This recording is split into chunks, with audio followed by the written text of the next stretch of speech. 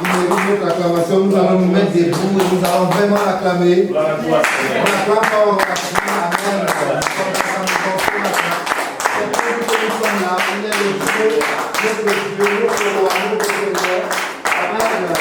C'est lui qui nous a sauvés. Amen. Amen. Merci, vous pouvez prendre place dans la présence du Seigneur. Alors, nous continuons le thème du dimanche dernier. Mais avant ça, nous allons faire un petit briefing. Amen. Amen. Ce que nous avons vu dimanche 13. Alors, nous étions dans un thème que j'ai intitulé Persévérons dans la foi. Amen. Persévérons dans la foi. Et nous avions pour test de base le psaume 126. À partir du verset 5 jusqu'au verset 6, je lis la parole de Dieu. La Bible nous dit que ceux qui sèment avec larmes moissonnent avec chant d'allégresse. Celui qui marche en pleurant quand il porte la semence revient avec allégresse quand il porte les gerbes. Amen. Nous avons vu que dans ce test, il y avait deux temps. Il y avait un temps pour la semence, avec ses pleurs, avec ses difficultés. Et nous avons vu qu'il y avait un autre temps pour récolter le fruit. Amen. Pour porter le fruit. Et ce temps-là est accompagné de joie, d'allégresse, de danse. Amen. Et Ecclésiaste nous dit la même chose. Ecclésiaste nous dit dans son chapitre 3 qu'il y a un temps pour s'aimer. Amen. Et il y a un temps pour récolter. Il y a un temps pour pleurer, pour se lamenter. Mais il y a aussi un temps pour se réjouir. Amen. Amen. Si le temps pour nous aujourd'hui est aux pleurs, aux lamentations, tout ce que vous voulez, sachons qu'un jour, alléluia, le temps de joie viendra. Amen. Le temps de la récolte, le temps de la moisson viendra avec la joie qui suit les danses. Et ça, nous avons dit qu'on était dans l'Ancien Testament. Et que dit la Bible dans le Nouveau Testament? Nous avons d'abord pris une parole de Jésus. Quelle est la pensée de Jésus? Dans le livre de Jean 12, 24. Et Jésus nous dit que si le grain de blé qui est tombé à terre ou qui est mis en terre ne meurt, il ne peut porter du fruit. Amen. S'il ne meurt, il ne peut pas porter du fruit. Et Paul nous dit que ce qui est mis en terre, amen, dans 1 Corinthiens 15, 36, ce qui est semé, ce qui est mis en terre, ne peut pas revenir à la vie si elle ne meurt. Amen. Ne peut pas donner la vie si elle ne passe par la mort. Ça, c'est le Nouveau Testament. Une parole de Paul, une parole de Jésus. Amen. Donc, nous constatons qu'entre les deux temps, le temps de la semence et le temps de la récolte, il y a la mort. Amen. Amen. Parce que le Nouveau Testament éclaire l'Ancien. Entre ces deux temps, il y a la mort. Amen. Amen. Jésus dit que si le grain de blé qui est mis à terre ne meurt, ne peut pas porter du fruit. Donc la mort est utile, la mort est importante. Elle se trouve entre les deux temps. Nous avons peur, les chrétiens ont peur de mourir. Nous avons peur de la mort. Parce que la mort, elle est suivie des pleurs, des larmes et de tout ce que nous voulons. Mais la mort est une bonne chose. Déjà, quand Paul parle de la mort, Paul nous dit que, je me souviens d'une parole comme ça, où Paul dit, le Saint-Esprit dit à Paul, va, dans la même lignée que ce que le pasteur nous disait tout à l'heure, va, parle, ne te tais pas, et pendant qu'il est en route pour Rome, pour Jérusalem, un prophète, donc un prophète lui dit, écoute Paul, si tu vas à Jérusalem, tu vas mourir, on va te tuer. Paul dit, je suis prêt à mourir. Amen. Je suis prêt à mourir. Parce que Paul défendait une cause.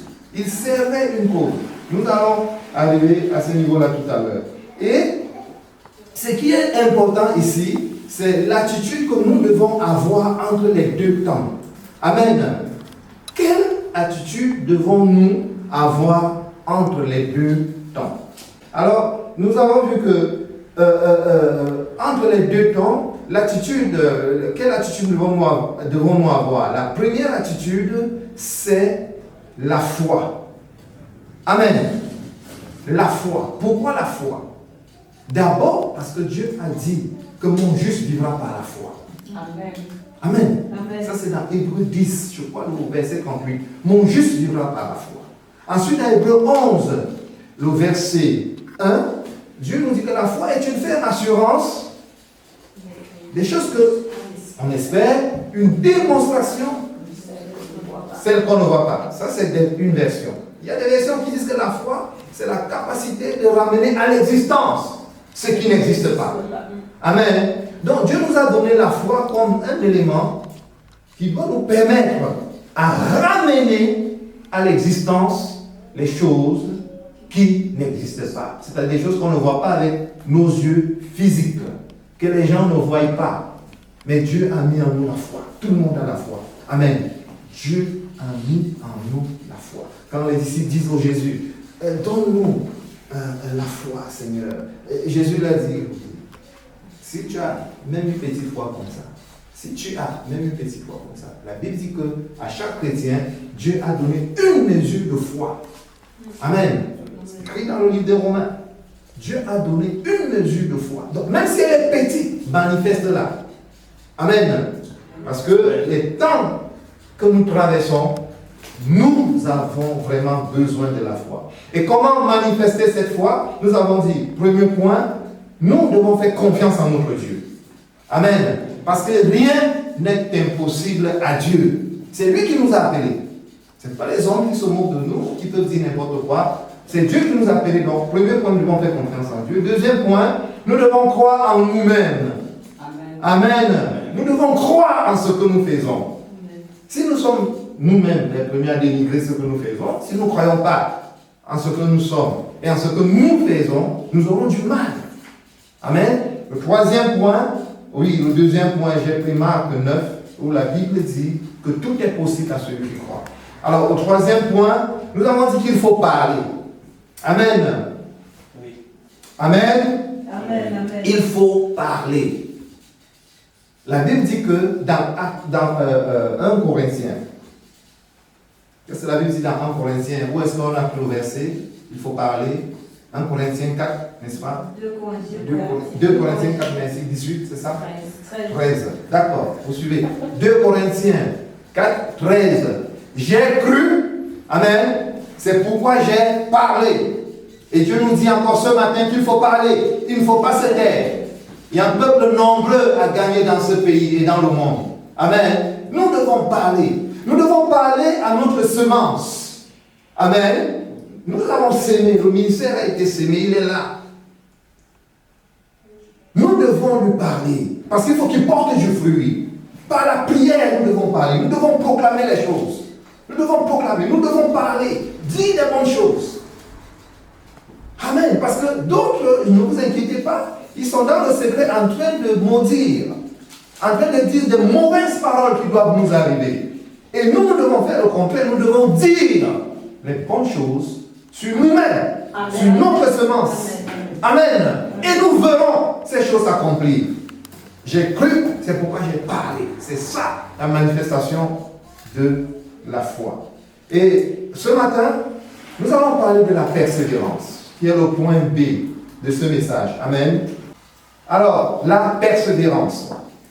Je commence par la définition parce que du dictionnaire, parce que nous parlons français ici, nous sommes en France. On a dit le dictionnaire, la persévérance est la qualité d'une personne qui persévère, qui s'obstine, qui fait preuve d'opiniâtreté. Amen. De constance, de ténacité et d'acharnement. Amen. ce que le français dit concernant la persévérance. Et moi, je crois que tous ces ingrédients réunis ne peuvent nous conduire qu'à la victoire. Amen. Amen. Tous ces ingrédients réunis, on n'a même pas encore pris la Bible, tous ces ingrédients-là réunis, même le païen réussit. Amen. D'ailleurs, il y a quelqu'un qui a dit que la persévérance est le chemin le plus court qui mène au succès. Amen. Oui, c'est le chemin le plus court qui mène à la victoire.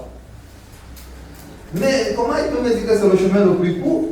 Mais il y a la persévérance, il faut persévérer. D'accord? Voilà, ça veut dire qu'il n'y a pas un autre chemin. Il n'y a pas un autre chemin. Le reste, c'est la tricherie. C'est la triche. Il faut persévérer. Amen. Alléluia. Et alors, que nous dit la Bible par rapport à la persévérance? Beaucoup de textes. J'ai pris un que nous allons lire dans Hébreux 10. Nous allons ouvrir nos Bibles dans Hébreux 10. Je lis à partir du verset 35 jusqu'au verset 39. La Bible nous dit ceci dans Hébreux 10. La Bible dit, du verset 35, n'abandonnez donc pas votre assurance, à laquelle est attachée une grande rémunération. Car vous avez besoin, je dirais, nous avons besoin de persévérance. Amen. Nous avons besoin de persévérance, afin qu'après avoir accompli la volonté de Dieu, nous obtenions ce qui nous a été promis. Amen. Verset 37. Encore un peu de temps. Celui qui doit venir viendra et il ne tardera pas. Encore un peu de temps. Et la Bible dit, mon juste vivra par la foi. Mais s'il se retire, mon âme ne prend pas plaisir en lui. S'il se retire, mon juste vivra par la foi. S'il se retire, mon âme ne prend pas plaisir en lui. Nous ne sommes pas de ceux qui se retirent pour se perdre, mais de ceux qui ont la foi pour sauver leurs âmes. Amen. Bien-aimés, je crois que notre salut est lié à l'appel, à ce que Dieu te demande de faire.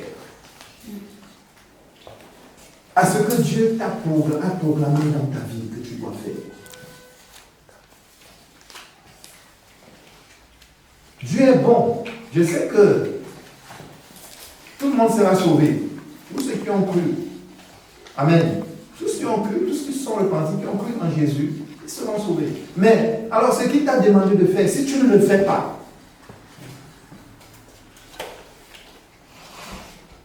ce n'est pas le sujet. Amen. Nous ne sommes pas de ceux qui vont se retirer, de ceux qui vont se décourager. Ça sera notre perte. Ça sera notre perte. S'il se retire, nous dit la Bible, mon âme ne prend point plaisir en lui. Donc nous avons intérêt à persévérer. Nous avons intérêt à persévérer. Et comment devons-nous persévérer? Amen. J'ai encore sorti là quelques points, nous, concernant, en tant qu'Église, lumière et nation. Je crois que, alléluia, Dieu va nous remplir de sa lumière. Amen. Amen. Je prie, nous devons parler à notre ministère et à que Dieu nous remplisse vraiment de sa lumière. Amen. Afin qu'on aille. Il y a des âmes en France et jusqu'au bout du monde. Il y a des âmes avec cette lumière pour proclamer la parole de Dieu. Si les gens doivent voir en nous cette lumière.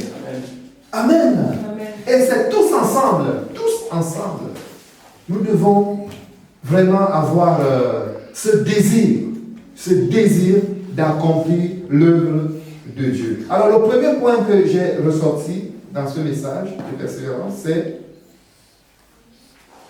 marchons d'un même pas. Oh bien-aimé. Marchons d'un même pas.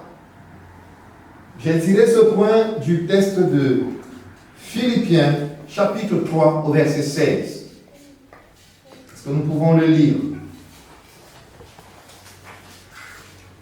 Philippiens, chapitre 3, le verset 16.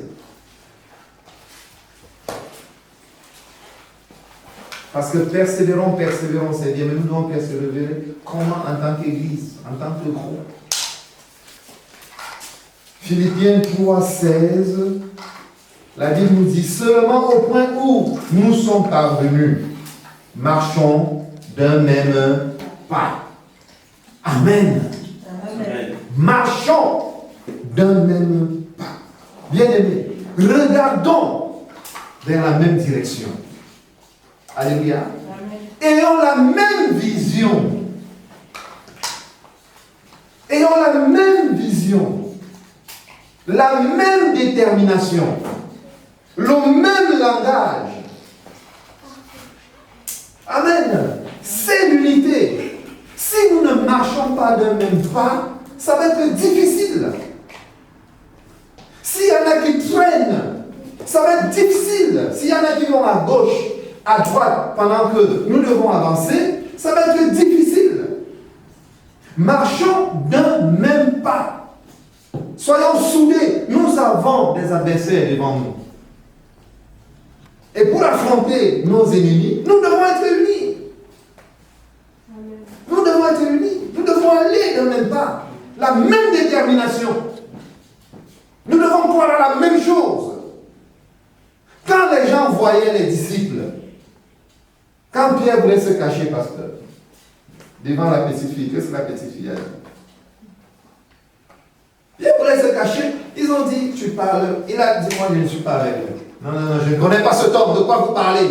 Ils ont dit, oh oui, mais toi tu parles comme tu parles comme les disciples de Jésus. Mais oui, les gens pour réussir, quelle que soit l'entreprise, amen, quelle que soit l'entreprise, nous devons avoir une même vision, un même langage. Nous ne devons pas marcher d'un même pas. C'est très important. S'il y a des voix, des paroles qui ne collent pas, s'il y a des décisions, des choses qui commencent à se passer à gauche, à droite et qui ne vont pas dans le sens où nous allons, nous sommes perdus. Bien-aimés, nous sommes perdus. Marchons d'un même pas. C'est très important. Le deuxième point que j'ai sorti de cette deuxième partie, la persévérance. Ah, bien-aimés, aimons-nous les uns les autres. Amen. Amen. Aimons-nous les uns les autres. Vous savez, dans Marc, au chapitre 12, 28-31, il y a un docteur de la loi qui pose la question à Jésus.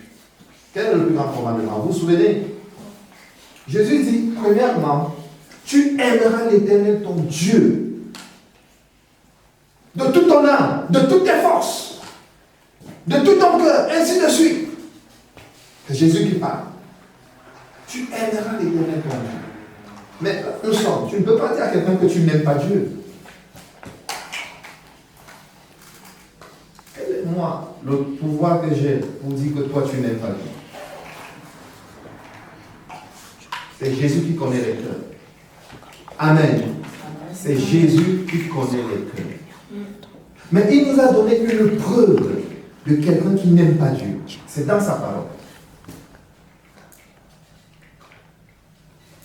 Il dit dans Jean 13, 35 que en ceci, tous connaîtront que vous êtes mes disciples.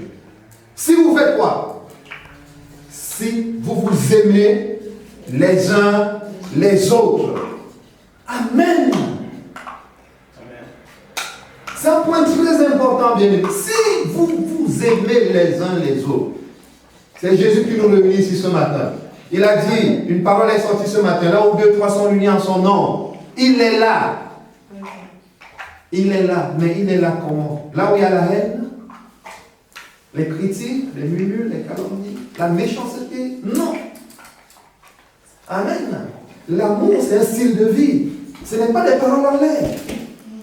Nous devons nous aimer bien-aimés, nous devons nous aimer si nous voulons réussir.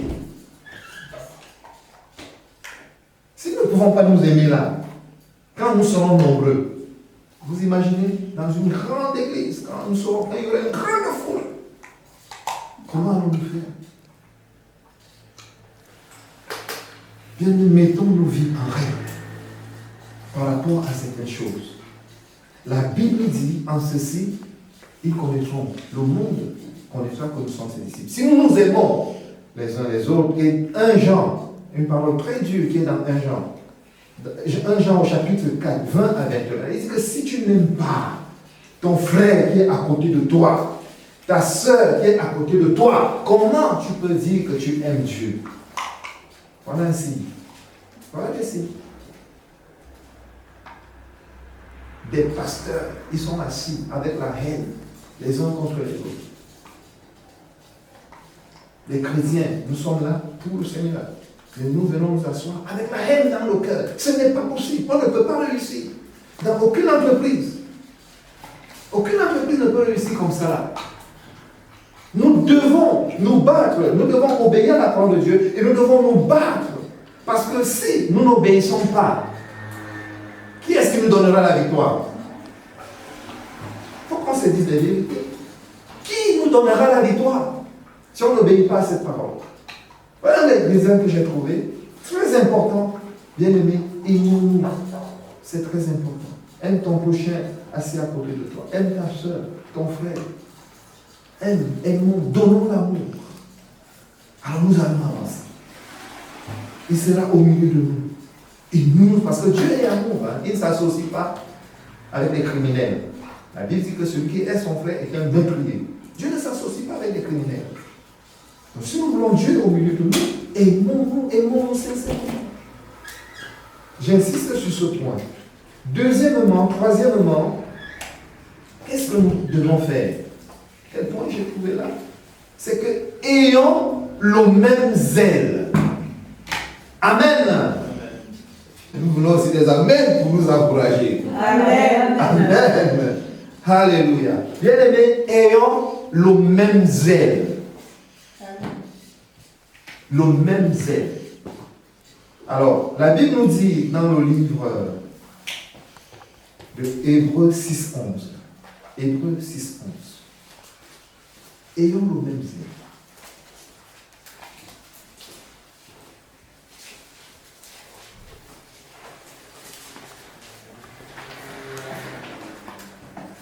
Nous désirons que chacun de vous montre le même zèle. Amen. Amen. Pour conserver jusqu'à la fin une pleine espérance. Alléluia. Que notre Dieu va agir.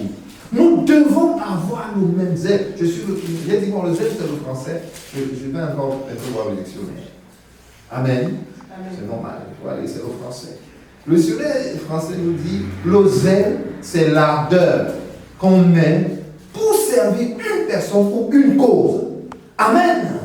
C'est l'ardeur qu'on met pour servir une personne ou une cause.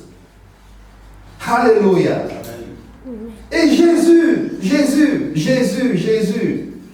avait du zèle. La Bible dit que, prophétisant sur Jésus dans les psaumes, le psaume 69, je crois le verset 9, il dit, Jésus dit, le zèle de ta maison me dévore.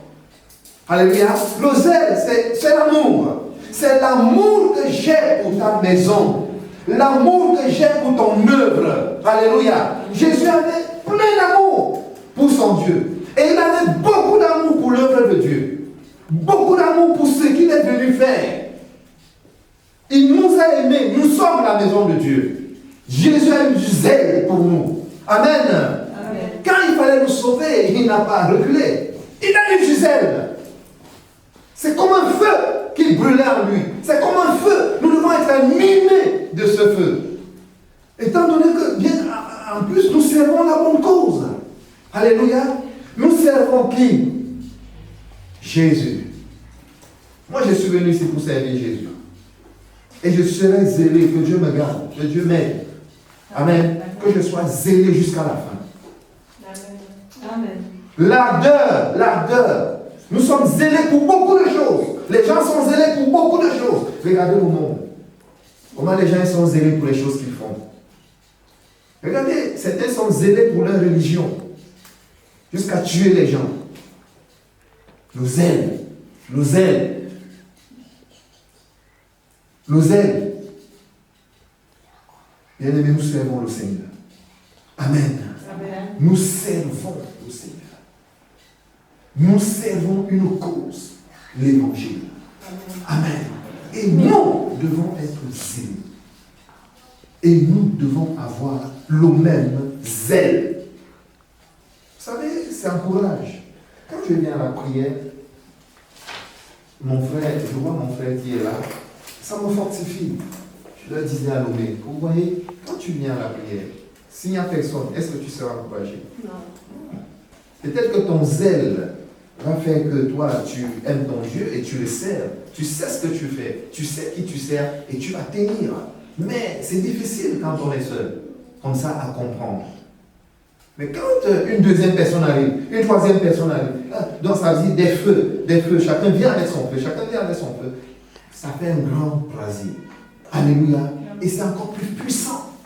C'est encore plus puissant. Bien-aimés, ayons le même zèle. Marchons d'un même pas. Aimons-nous les uns les autres. Amen. Amen. Oh.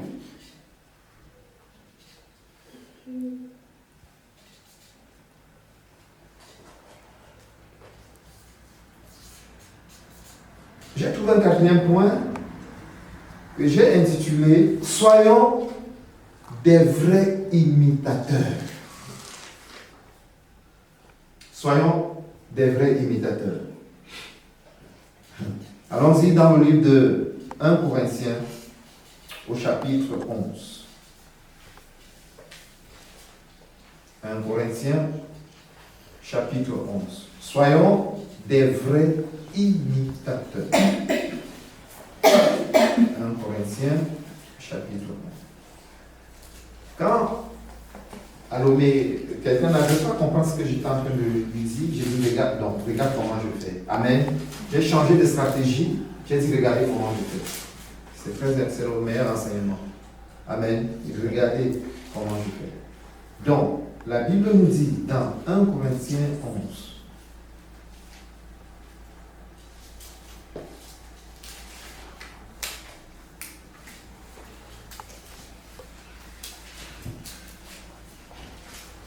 « 1 Corinthiens 11, verset 1. La Bible dit, « Soyez mes imitateurs, comme je le suis moi-même de Christ. » C'est Paul qui parle. Il dit, « Soyez mes imitateurs. » Amen. Il s'adresse à ses disciples. Il dit, « Soyez mes imitateurs. » Il n'y a pas eu honte à cela, à imiter. C'est très important. D'ailleurs, on comprend plus vite. Amen. Et on peut aller plus vite quand on imite. Il dit à ses disciples, soyez. C'est pourquoi nous qui sommes devant, nous devons faire attention à ce que nous faisons. Amen. Parce que les autres vont nous imiter. Les enfants, nous voyons, ils vont nous imiter. Si on a la foi, si on a l'oseille, si nous sommes punis, ils vont nous imiter. Si nous faisons le contraire, ils vont nous imiter. Amen. Donc Paul nous dit ici, Paul est en train de nous donner un de ses secrets. Il nous dit qu'il était imitateur de qui? De Christ. Amen. Alors je me dis, avec tous ces gens qui étaient à l'époque de Jésus, si tous pouvaient imiter Jésus, pasteur, ça va être grave. Hein? Alléluia. Amen. Paul a compris. Il n'était pas de Jésus quand Jésus marchait à Jérusalem. Il a dit, moi, je vais imiter cet homme. Alléluia. Il y avait beaucoup de maîtres, il y avait beaucoup d'enseignants, il y avait beaucoup de... Il a dit, moi, mon maître, hein, celui que je vais imiter, c'est Christ. Amen. Amen. Alléluia. Soyons des vrais imitateurs. Nous devons imiter Christ. Et si disons que oh, ben, Christ il est Dieu, comment on va faire? Moi je vais faire pour l'imiter. Parce que dans nos pensées, nous limitons beaucoup. Nous nous limitons nous-mêmes souvent. Amen. Moi je crois que certaines décisions, et si nous décidons vraiment de faire certaines choses, nous pourrions le faire. Parce que tout est possible à celui qui croit. Amen. Alléluia. Ne limitons pas, ne nous limitons pas nous-mêmes. Paul ne s'est pas donné des limites. Paul sachait qu'il était homme. Mais il a dit, pour réussir mon ministère, je dois imiter une personne qui a réussi. Et pour lui, il n'y avait que Jésus devant lui qui avait réussi son ministère. Parce que les Pierre, les Jean, les Jacques, tout le monde était débutant. Les ministères commençaient. Il faisait des miracles, il faisait des grandes choses. Mais Paul a dit non, moi je vais directement regarder à Christ. Amen. C'est Christ que nous prêchons. Alléluia. C'est Christ que nous prêchons. C'est lui que nous devons élever. Dans notre façon de vivre et dans notre façon de faire. C'est Christ. Amen. Mais oui, c'est Christ. Nous devons rechercher. Nous devons chercher. La Bible dit, mon peuple périt faute de quoi? De connaissance. Il est dit dans Osée 4:6, n'est-ce pas? Mon peuple périt faute de connaissance. Et dans Daniel, qu'est-ce qu'il nous dit? Daniel 10, 11, je ne sais plus. Daniel nous dit que ceux du peuple qui auront connu leur Dieu agiront avec fermeté. Amen. Avec tout ce qui se passe aujourd'hui. Bien-aimés, si nous recherchons Christ véritablement pour percer le mystère qui est en Christ, nous aurons le vrai. Amen. Nous aurons le vrai. Nous aurons le vrai. Parce que dans l'imitation, il faut connaître la personne. Alléluia. Pour mieux imiter quelqu'un, il faut la connaître. Nous devons percer le mystère, nous devons chercher à connaître Christ. Il y a beaucoup de messages sur Internet. Il y a beaucoup d'apôtres qui se lèvent, beaucoup de prophètes, beaucoup de choses qui sont enseignées. Si tu vas sur Internet, tu as 10 000 enseignements. 10 000. En un clic, hein. Alors si tu te mets à fouiller, alors tu auras et tu auras et tu auras. Mais nous avons intérêt à chercher Christ. Amen. Amen. Alléluia. Amen. Ah, c'est lui, quand il va nous dire faites comme ça. Alléluia. Oui, pasteur, au grand nouveau. Oui, les gens m'ont dit ça là, on n'a jamais entendu. Amen. Ça là, on n'a jamais vu. Amen. Alléluia. Oui, ça on n'a jamais entendu. Ça on n'a jamais vu. Mais c'est en Christ. C'est en lui qu'il y a tous les secrets. Et nous devons aller chercher. Soyons des vrais imitateurs. Vous savez, Paul, ce gars, il m'étonne souvent quand je lis la Bible. Il dit, mais Paul, comment Paul a fait? Comment Paul a fait? Paul donne ses secrets, parfois on ne se rend pas compte. La Bible nous dit que Jésus était obéissant jusqu'à la mort. Amen. Amen. Jésus a obéi jusqu'à la mort. Quand Pierre est attaqué, lui qui a marché avec Jésus, que tu étais avec lui, qu'est-ce que Pierre fait? Pierre fuit. Pourquoi? Il a peur de la mort. Amen. Oui. Pierre a fui. Il avait peur de la mort. Vous voulez me crucifier comme vous avez crucifié Jésus? Non. Pierre a pris échappatoire. C'était le sauve-type. Déjà, quand il est mort, ils se sont tous sauvés. Mais quand tu lis Paul, Paul te dit que moi, je suis prêt à mourir pour cette cause-là, pour cet homme-là et pour cette cause-là. Je suis prêt à mourir. Donc, si nous arrêtons, cessons de méditer la parole, de rechercher le Seigneur pour véritablement le connaître, si nous arrêtons de fouiller dans la parole, parce que parfois, nous croyons que nous sommes arrivés, on connaît quelques trucs, et puis non, nous ne sommes pas encore arrivés. Cette richesse est immense. Amen. Nous ne sommes pas encore arrivés. Nous ne sommes pas encore arrivés. Nous allons même finir ta vie là, arriver à son terme, tu n'auras pas connu la plénitude de Christ. Et nous devons donc fouiller. Il y a beaucoup de choses à tirer en lui pour donner à ce monde qui est en train de périr. Amen. Amen. Mais pour notre bien aussi, nous devons chercher. Et si nous ne le connaissons pas, nous ne pouvons pas l'imiter. Comment tu veux imiter quelqu'un que tu ne connais pas? Nous devons chercher à le connaître. Nous devons fouiller avec la parole. Fouillons avec la parole. Maintenant, si je prends un exemple, moi ce matin, comme ça, pour dire, dans la Bible, il y a plusieurs qui ont réussi leur ministère. Comme aujourd'hui, dans le siècle où nous vivons, beaucoup sont en train de réussir. Nous pouvons chercher à comprendre quels sont leurs secrets. Comment tel a fait pour réussir? Comment ça se passe? Il ne faut pas avoir honte. Il faut chercher à comprendre, il faut chercher à savoir.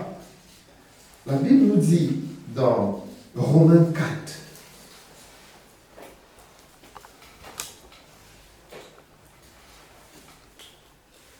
je prends ce homme, Abraham, parce qu'il est le père de la foi. Amen. Et la vie d'Abraham parle jusqu'à, même dans le Nouveau Testament. Vous vous rendez compte? Il est le père de la foi. Mais pour Jésus, le côté, il est Dieu. Mais Abraham, il est le père de la foi. Un homme comme nous, 100%. Qu'est-ce que Romains 4, au verset 16, nous dit? La Bible nous dit, c'est pourquoi les héritiers le sont par la foi, pour que ce soit par grâce, afin que la promesse soit assurée à toute la postérité, non seulement à celle qui est sous la loi, mais aussi à celle qui a la foi. Amen. À celle qui a la foi de qui? D'Abraham. Notre Père à tous. Selon qu'il est écrit, je m'arrête là. Notre Père à tous. La foi d'Abraham parle jusqu'aujourd'hui. Alors qu'est-ce que tu peux faire? Médite la vie d'Abraham. Qu'est-ce que je peux tirer de la vie d'Abraham? Abraham avait une certaine foi. Amen. La foi d'Abraham. Regardez, la foi est paix sur la fille, ce n'est pas ça. La foi d'Abraham. La foi d'Abraham. Alors, c'est quoi cette foi? C'est quoi cette foi? J'ai fouillé ce matin. La première chose que nous trouvons dans la foi d'Abraham, restons dans Romains 4. Le verset 3 nous dit quoi? Romains 4, le verset 3 nous dit quelque chose. Le verset 3 nous dit, car, que dit l'Écriture? Abraham crut à Dieu, et cela lui fut imputé à justice. Amen. Abraham, la foi d'Abraham, c'était quoi? Il a cru en Dieu. Il a eu confiance en Dieu. Je reviens à un point plus haut. Amen. Nous devons faire confiance en Dieu. Comme Abraham. Nous connaissons la suite. Abraham a cru en Dieu. Abraham a fait, c'est la première personne à qui Dieu dit, quitte ta maison, ton village, ton pays, là, va dans un pays que tu ne connais pas. Abraham se lance dans l'aventure. Il a cru sans savoir où il allait, sans savoir ce qui va se passer. Il est parti. Il a fait confiance. Il a cru et il est parti. Donc Abraham crut. Bien-aimés, faisons confiance à Dieu. La confiance, c'est un style de vie, c'est une attitude. Amen. C'est un style de vie, la confiance. Ce n'est pas beaucoup parler. Confiance. Nous devons faire confiance à notre Dieu. Je suis là. C'est un peu le résumé de tout ce que nous nous sommes dit depuis dimanche dernier. Abraham a cru. Abraham avait confiance. Amen. Il avait confiance. Que, celui-là, quand je suis avec lui, non. C'est celui-là. Je vais croire, je vais lui faire confiance. Confiance. Quelle était la foi d'Abraham? Allons-y dans Hébreux 6. Le deuxième élément de la foi d'Abraham, comment je trouvais Hébreux 6. Au verset 15. Et c'est ainsi qu'Abraham, ayant persévéré. Amen. La Bible dit, c'est ainsi que Abraham, ayant persévéré, obtint l'effet de la promesse. Amen. Amen. C'est un deuxième élément que j'ai trouvé dans la foi d'Abraham. Il a cru, il a fait confiance en Dieu, en celui qui a fait les promesses, en celui qui l'a appelé, en celui qui l'a choisi, en celui. Amen. Et deuxièmement, il a persévéré. Et deuxièmement, il a persévéré. Amen. Amen. Alléluia. Deuxièmement, il a persévéré. Donc c'est aussi simple. C'est aussi simple. Faisons confiance en Dieu et persévérons. Amen. Dans quoi? Dans tout ce que nous avons vu. Amen. Persévérons. La Bible dit dans le même chapitre 6, au verset 12, en sorte que vous ne vous relâchiez point et que vous imitiez ceux qui par la foi et la persévérance héritent des promesses. Amen. On ne peut pas être plus clair que ça. On ne peut pas être plus clair. Ça, c'est la conclusion de ce message. Nous devons persévérer. Nous devons avoir la foi. On fait confiance en notre Dieu. Nous devons persévérer. Abraham l'a fait. Et le résultat était là. Amen. Amen. Que le Seigneur vous bénisse sur la